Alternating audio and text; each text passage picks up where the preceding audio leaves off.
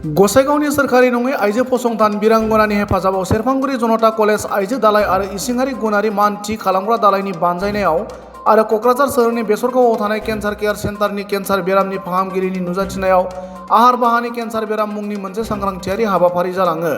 जायगानि कमलनाथ क्लाब काम लाइब्रेरियाव जानाय सांग्रांथि मेलाव केन्सार केयार सेन्टारनि डाक्टर वासिम आक्तार बारी आरो क'क्राझार मेडिकेल कलेजनि सार्जारि बिफाननि लेङाइ प्रफेसार डाक्टर रितुपर्णा दास मोना फुंखा सुबुं महरै बाहागो लानानै हाबाफारियाव फैनाय सुबुंफोरनि सिगाङाव केन्सार बेरामनि सोमोन्दै रोखायै फोरमायो। हाबाफारियाव जनता कलेजनि आइजो दालाय एबा इसिङारि गुनारि मान थि खालामग्रा दालायनि सोद्रोमा फारियै असमिया बिफाननि गाहाय एबा लेङाइ गोरायुं डक्टर लीना शर्मा, सोलोंथाइ बिफाननि गाहाय बिभारानि नाथ चौधुरीया आइजो दालाय एबा इसिङारि गुनारि मान थि खालामग्रा समाजारि बिबाननि सायाव बिबुंथि होयो। कलेजनि सानै गागि प्रफेसार सेरथि बसुमतारी आरो मुसुखा ब्रह्ममोनाबो बे हाबाफारियाव नुजाथिदोंमोन। बिरांगनानि आफादगिरि मृणालिनी डेका कलिताया हाबाफारिनि जागायनाय आरो साबायखर बावनाय हाबाफारिखौ दैदेनदोंमोन। गागि खौरांगिरि एबा बिरांगनानि बोसोनगिरि शंकर चौधुरीया क'क्राझार केन्सार सेन्टारे এটা ব্ৰেষ্ট কেঞ্চাৰৰ ওপৰত বা স্তন কেঞ্চাৰৰ ওপৰত এটা সজাগতা আলোচনা আমি গোসাইগাঁও চহৰৰ মাজমজিয়াত আলোচনা কৰোঁ। ইয়াতে কমচে কম 100জন পাৰ্টিচিপেণ্টৰ লগত আমি বেচিকেলি ব্ৰেষ্ট কেঞ্চাৰৰ লগত কথা আলোচনা কৰোঁ। কাৰণটো হৈছে আমাৰ সমাজত আজিকালি দেখা হৈছে যে ছেকেণ্ড নম্বৰ পজিশ্যন হৈছে ব্ৰেষ্ট কেঞ্চাৰ আৰু এই স্তন কেঞ্চাৰৰ কাৰণে কি হৈছে আমাৰ যিমান পেচেণ্ট আহে তাৰ 80% পেচেণ্টে কিন্তু লেট ষ্টেজত আহে আৰু লেট ষ্টেজত আহিলে আমি ট্ৰিটমেণ্ট দিয়াত ব্যৰ্থ হৈ যাওঁ। সেইকাৰণে আমি এটা সজাগতা ক্ৰিয়েট কৰিছোঁ যাতে পেচেণ্টখিনি ইনিচিয়েল অৱস্থাতে হস্পিটেলত আহিব পাৰে। আৰু আজিকালি আমাৰ সমাজত কিছুমান হেবিট যেনেকুৱা নেকি টবেকো, এলকহল কনজাম্পশ্যন বা কিছুমান এনেকুৱা ধৰণৰ কিছুমান হেবিটৰ কাৰণে তেওঁলোকৰ কেঞ্চাৰৰ ৰোগটো দেখা দিছে আৰু যদি আমি ভাৰতবৰ্ষত কথা কওঁ যে 100জনৰ আমাৰ 28জনে ধঁপাত ব্যৱহাৰ কৰে আৰু অসমৰ ক্ষেত্ৰত যদি সেই বস্তুটো দেখা যায় যে অসমত 100জনৰ 50জনে যিকোনো প্ৰকাৰে ধঁপাত ব্যৱহাৰ কৰে আৰু ই আমাৰ কাৰণে এটা বহুত ডাঙৰ ভয়াৱহ কাৰণ। আৰু দেখা গৈছে যে অসমৰ ক্ষেত্ৰত 15 বছৰ বয়সৰ পৰা ধঁপাত ষ্টাৰ্ট কৰে।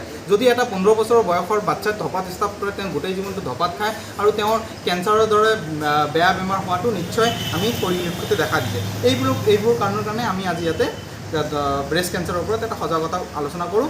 আৰু এটা আমাৰ মাজত গুড নিউজ এইটো হৈছে যে কোকৰাঝাৰ কেঞ্চাৰ চেণ্টাৰে কিছুমান এক্সটাৰ্নেল ফাণ্ড পাইছে যিবিলাক পেচেণ্টে পইচাৰ অভাৱত ট্ৰিটমেণ্ট ল'ব পৰা নাই, আয়ুষ্মান কাৰ্ড থাকিও ল'ব পৰা নাই বা আয়ুষ্মান কাৰ্ড নাথাকিও ল'ব পৰা নাই, সেইসকল পেচেণ্টক আমি ফ্ৰী ট্ৰিটমেণ্ট দিয়াৰ এটা ব্যৱস্থা কৰি আছোঁ। প্ৰতিমাহে এটা আমি চাৰ্টেন এমাউণ্ট পাই আছোঁ বিভিন্ন সংগঠনৰ পৰা। সেই পইচাখিনি যাতে আমি মানুহৰ ভালৰ কাৰণে ইউজ কৰিব পাৰোঁ এই মেছেজটো আমি ইয়াৰ দ্বাৰা দিওঁ। Thank you. নমস্কাৰ। আজি আমি ব্ৰেষ্ট কেঞ্চাৰ উপলক্ষে ব্ৰেষ্ট কেঞ্চাৰ এৱেৰনেছ মান্থৰ উপলক্ষে ইয়াতে গোসাইগাঁৱত আমি এটা মিট ৰাখিছিলোঁ য'ত মই as a assistant professor surgery Kokrajhar medical college breast কেঞ্চাৰৰ ওপৰত অকণমান বিভিন্ন নলেজ প্ৰদান কৰিছোঁ চ' ডেট মানে ইয়াৰ মহিলা প্লাছ বেলেগ চব মানুহকেইটাই অকণমান কেঞ্চাৰৰ বিষয়ত অকণমান জানিব আৰু কেনেকৈ নিজৰ চেল্ফ এক্সামিনেশ্যন মানে নিজৰ পৰীক্ষা কৰি আগতে সোনকালে ডক্টৰৰ তাত ট্ৰিটমেণ্টৰ কাৰণে যাব পাৰে চ' ডেট ব্ৰেষ্ট কেঞ্চাৰৰ প্ৰব্লেমটো আমি আগতে সোনকালে ধৰিব পাৰিম আৰু ট্ৰিটমেণ্টটো ষ্টাৰ্ট কৰিব পাৰিম। দেখা গৈছে যে পূৰ্বতকৈ বহু পৰিমাণে মানে কেঞ্চাৰৰ ৰোগী বৃদ্ধি পাইছে, কাৰণবিলাক কি হ'ব পাৰে? পূৰ্বত আগতকৈ মানে এতিয়া সেইটো হয়, পূৰ্বতকৈ মানে এতিয়া কি হয় আগতে আমি গম পোৱা নাছিলোঁ। আগতে মানুহৰ কেঞ্চাৰ হয় ইহঁতে হস্পিটেল অহাৰ আগতে ঢুকাই যায় ক'ব গ'লে।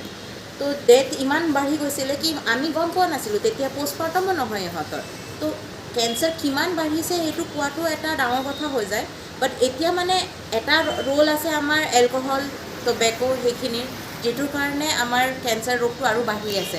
আমাৰ পলিউশ্যন বাঢ়িছে, আমাৰ খোৱা দোৱা হেবিট চেঞ্জ হৈছে, সেইকাৰণে কেঞ্চাৰটো আৰু আমাৰ বাঢ়ি আছে। কিন্তু মেইনলি এইটো ক'ব কাৰণে কি মানে আগৰ পৰা বহুত বেছি বাঢ়িছে সেইটো যেনেকৈ মই ক'লোঁ আগতে হস্পিটেল যোৱা মানুহো বহুত কম আছিলে। এতিয়া এটলিষ্ট হস্পিটেল চব জেগাত খুলিছে, ডিষ্ট্ৰিক্টে খুলি আছে, PHC cancer centre medical college তাতে এটলিষ্ট ডক্টৰক দেখাই আছে। তো এতিয়া এটলিষ্ট গম পাই আছে কি কিমান কেঞ্চাৰ হৈছে কাৰ হোৱা নাই, ট্ৰিটমেণ্টটো ষ্টাৰ্ট হৈ আছে। লগত জড়িত সমূহ সদস্যবৃন্দ লগতে সন্মানীয় কনভেনাৰ